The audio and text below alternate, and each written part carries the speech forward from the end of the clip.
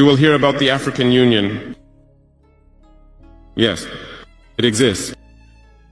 But what is the effect of the African Union in reality?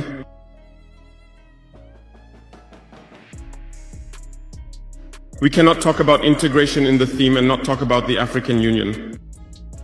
Because it is this organization that should unite us, create real integration. But we regret to see these wars that persist on the African continent, killing millions of young people. And that this organization, which has heads of state, with armies, is unable to organize itself to support certain countries. What if I told you that one of Africa's poorest nations is now defying global powers, not with weapons, but with sewing machines, cassava plants, and local factories? That in the heart of West Africa, a silent revolution is happening, and it's scaring the richest countries in the world. This isn't charity, this isn't aid, this is real independence. And it's all happening in Burkina Faso. Stay with me, because what you're about to hear might just rewrite the future of Africa. Burkina Faso is undergoing a silent revolution, led by the resolute Captain Ibrahim Traoré, who stepped into leadership in late 2022 with a clear vision and unwavering resolve. His mission isn't marked by slogans or street protests but by purposeful action, reshaping infrastructure, revitalizing the economy, and securing the nation's future, from healthcare and agriculture to education and cultural renewal. Traoré's initiatives are setting the country on a bold course toward self-reliance and sustainable development, but perhaps the most radical idea fueling this transformation is the rejection of dependency. For decades, Burkina Faso, despite its agricultural backbone, relied heavily on cheap imports: rice from Asia, tomato paste from Europe, even soap and chickens from abroad, leaving local farmers and entrepreneurs sidelined and disempowered. Traoré saw this not as a logistical issue, but as a form of economic bondage. So, he began dismantling this system, not with protests but with purpose. Factories are now emerging in rural villages, cotton is being spun locally, cassava is processed close to the fields where it's grown, and sewing machines hum in community centers. This is development rooted in dignity, where communities build what they consume, and youth are trained not for jobs that don't exist, but to create the industries of tomorrow.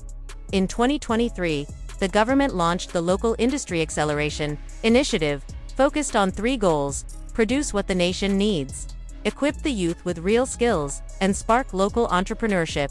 This is not just economic reform, it's a grassroots revolution, one that reimagines what's possible when a nation believes in its own hands. To make this transformation sustainable, the strategy goes beyond production, it's about empowerment. Youth across Burkina Faso are being equipped with the skills, tools, and support to become creators, not just consumers.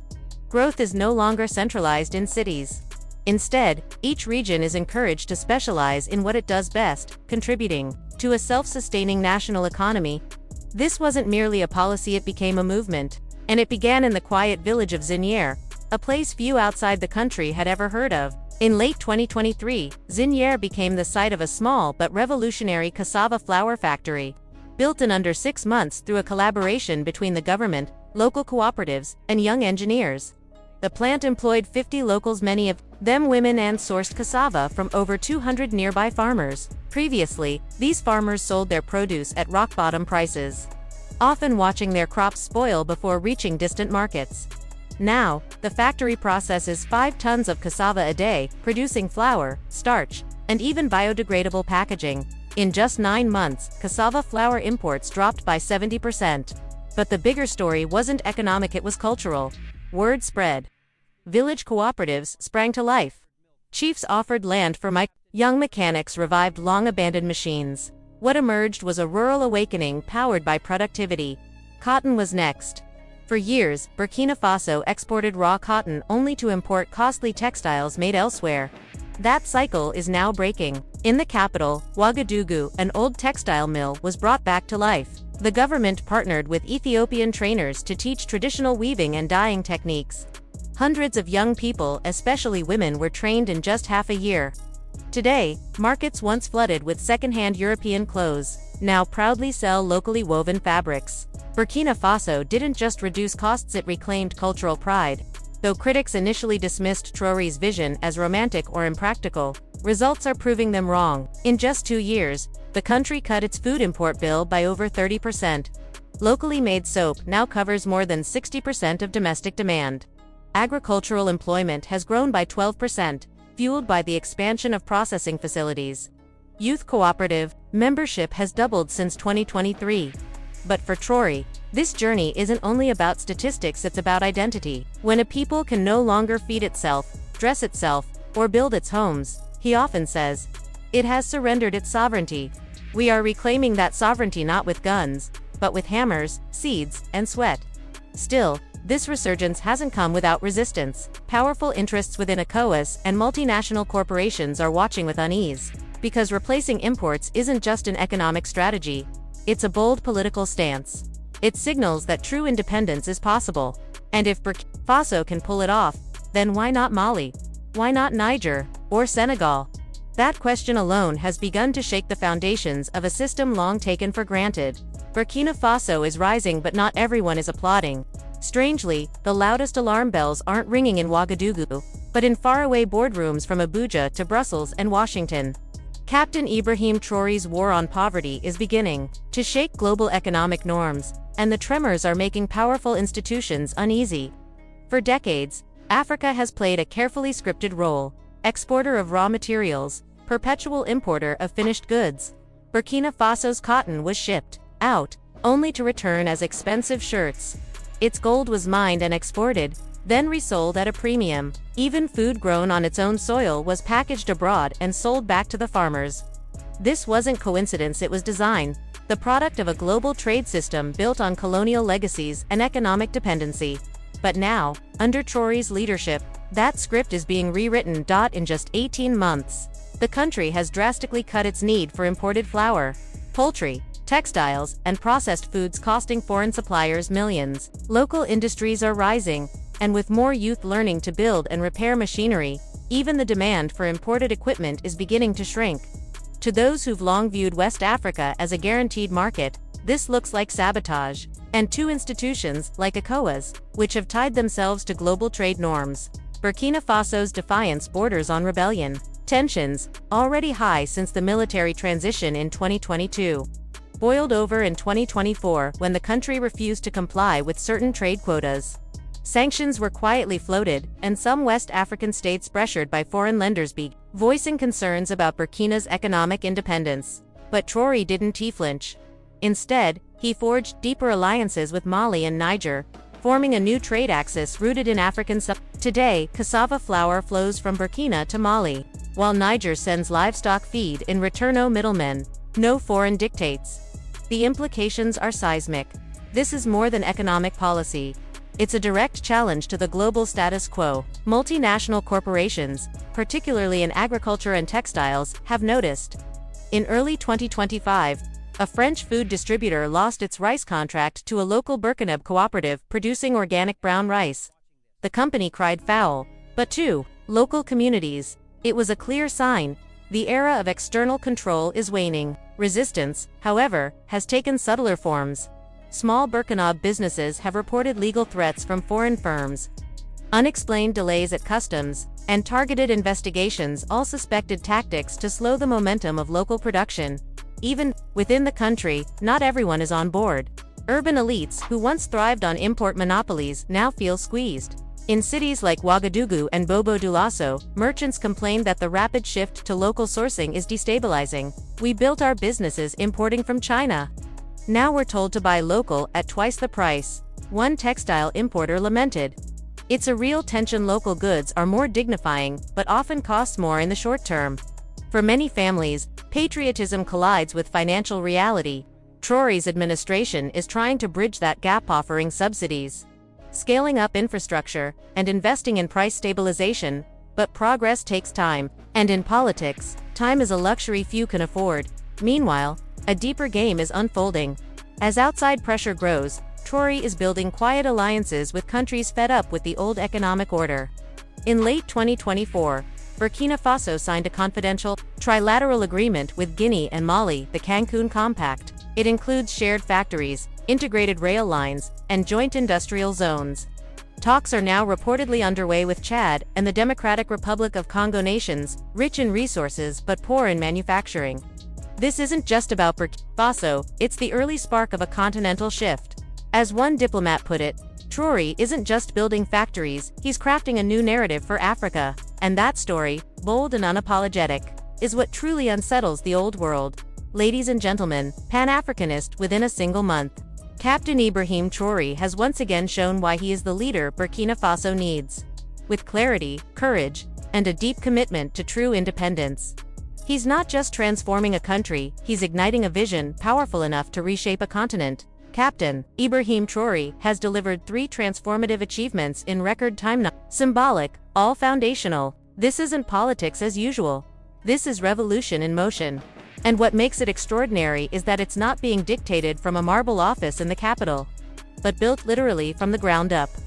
In dusty villages, on farms, inside solar-lit workshops, change is being shaped by the calloused hands of youth, women, artisans, and dreamers. If the first chapter of Traoré's fight against poverty was about cutting the chains of dependency, this next act is about crafting a permanent foundation, one rooted not in aid or slogans, but in people. In the dry plains of Dougou, a region once hollowed out by joblessness, a youth-led cooperative named T-Wend Industries emerged from the shell of an abandoned chicken hatchery. With a modest grant and the mentorship of retired engineers, the group began crafting irrigation kits, hose, and seed planters using scrap metal and local materials. In 9 months, they were supplying tools to a dozen villages. By year 2, they had 40 full-time employees, all under 30. One of the founders, 26-year-old Aruna Zongo, put it best. They told us to wait for jobs. We decided to create them. Across the country, over 600 youth cooperatives like T-Wend have launched. In just 2 years, whether they focus on agriculture, machine repair, solar energy, or mobile tech, they share one mantra: Burkina Faso belongs to those who build it. In Fata Ngorma, the revolution wears Cybutter on its hands. A collective of nearly 200 women, many single mothers and widows, have turned soap making into a thriving business. What began with 5 buckets and borrowed molds under the name Benati is now a full-fledged factory exporting to Togo and Benin. But this isn't just about profit. Benati reinvests 10% of earnings into building classrooms for girls and offers free training to any woman who wants to learn. For years, we begged for help, one founder says. Now, we are the help. It's not trickle-down economics, it's bottom-up power. Meanwhile, in the hills of Banfara, ancient knowledge is finding new life. Traditional healers and young agronomists are collaborating to create eco-friendly fertilizers and herbal medicines, blending ancestral wisdom with modern techniques. Their products are now nationally certified, replacing costly imports. And, in the arid Sahel, engineers are working with village craftsmen to build solar-powered cooling units, mud-based fridges that require no electricity, helping farmers preserve crops and reduce waste. This is not just innovation. It's restoration. Traoré's government calls it sovereignty through culture, a revival of indigenous genius. Even the education system is evolving to match this new reality. In 2024, Burkina Faso reimagined hundreds of secondary schools into productive learning centers. Instead of lectures alone, students now split their time between academic work and hands-on training, repairing tools, farming, managing cooperative shops. These aren't extracurriculars. They're linked directly to national production goals. A school in Wahiguya now supplies uniforms to civil servants. A tech school in Gawa designs open-source software for local agriculture. Students graduate. With more than certificates, they leave with skills, dignity, and purpose. What's happening in Burkina Faso defies old stereotypes. It's not about catching up to the West, it's about building something entirely different, and perhaps more sustainable, from within. And as this story unfolds, it's clear, the real architects of this revolution are not in suits or behind podiums. They're in fields, in factories, in classrooms, and they're just getting started. For decades, poverty in Africa was framed as a problem to be fixed with foreign aid. But in Burkina Faso, under the bold leadership of Captain Ibrahim Traoré, that narrative has been turned on its head. Here, dignity isn't found in donations, it's forged in self-reliance.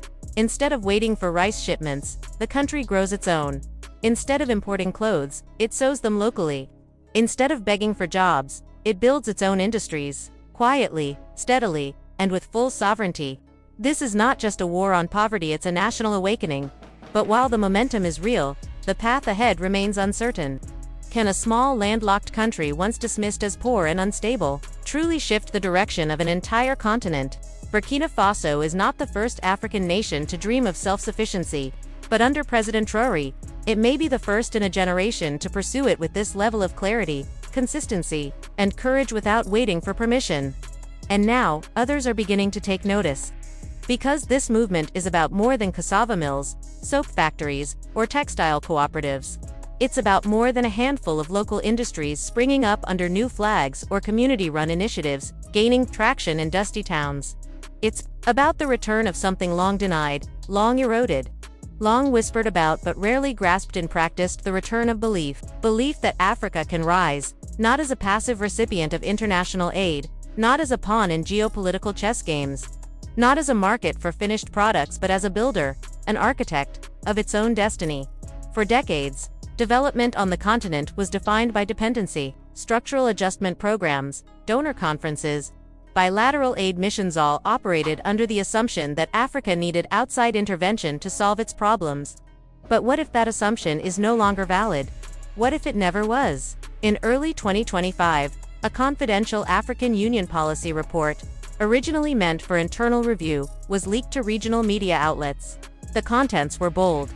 It described Burkina Faso's post-2022 model not only as viable but transformation potential blueprint for the entire continent. The report pointed to the fusion of economic autonomy with grassroots participation, and how Burkina Faso, despite enormous constraints, had managed to weave together tradition, community resilience, and strategic decentralization into something new. The leak set off a ripple effect. Within months, at least 4 countries, Mali, Niger, Guinea, and Chad, formally initiated consultations with Burkina Faso's Ministry of Economic Planning. These were not token visits or diplomatic photo ops. Delegations studied the inner workings of the country's local cooperatives. Its overhauled public education curriculum centered on African languages and agricultural science, its decentralized production hubs, and its radical rethinking of national value chains. In places like Koudougou and Bobo-Dioulasso, they saw solar-powered textile plants operated by youth cooperatives and cassava processing centers, feeding regional food markets. They returned home with questions, data, and a spark of something more elusive: possibility. These nations share much with Burkina Faso: a legacy of coups, colonial disruption, sanctions, debt, and economic stagnation. But they also share the same latent power: the power of youth, of fertile land, of cultural memory, of indigenous knowledge systems. They share the same hunger for something different. As one Guinean policy advisor bluntly put it during a televised roundtable, if Burkina can do this with so little, what's stopping the rest of us? That question, once rhetorical, is now becoming a point of national debate in ministries and town halls across West Africa. Perhaps one of the most striking consequences of Traoré's movement has been the geopolitical shift it set in motion. In mid-2023, amid mounting tension with ECOWAS and accusations of external meddling, Burkina Faso, Mali, and Niger declared the formation of the Alliance of Sahel States, originally conceived as a defensive military pact. But what started as a response to sanctions has matured into the seed of a new regional order. That alliance now serves as the foundation for a shared industrial strategy, driven not by foreign consultants, but by regional planning councils made up of engineers, farmers, and trade unionists. Together, these countries have launched a joint agricultural development fund designed to coordinate seed distribution, manage irrigation infrastructure across borders, and stabilize food prices regionally. They've mapped out textile zones, powered by local cotton, and operated by factory zones that are already reducing reliance on imported garments. In addition, a collective push for renewable energy is underway. Solar panel assembly plants in Niger, wind turbine component production in Mali, and battery research labs in Burkina Faso, funded jointly through a pooled sovereign technology fund. It's not just about economics, it's about sovereignty. These countries are not closing themselves off from the world. They're redefining their engagement with it. No longer as extractive outposts or fragile client states, but as collaborators on equal footing. When Burkina Faso rejected the terms of a major foreign mining contract in late 2024, citing environmental degradation and unfair royalties, it didn't do so alone. Mali and Niger issued near-identical statements of support, and all three launched a joint legal review of foreign concessions across the Sahel.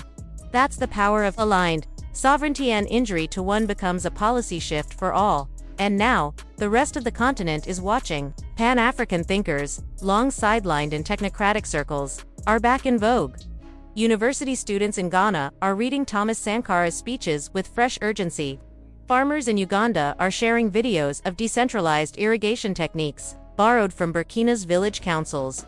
Activists in South Africa are citing the Sahel's cooperative model as proof that local economies don't need billion-dollar tech campuses to generate value. They need autonomy, infrastructure, and protection from market dumping. A Kenyan journalist summed it up well.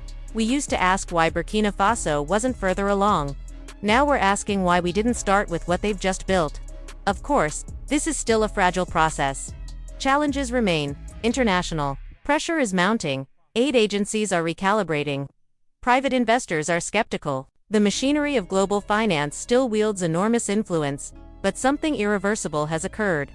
The myth that meaningful African transformation can only happen with Western templates is being challenged, and not by ideology, but by evidence on the ground. Because what began as a national policy is now becoming a regional phenomenon, and possibly the beginning of a continental shift.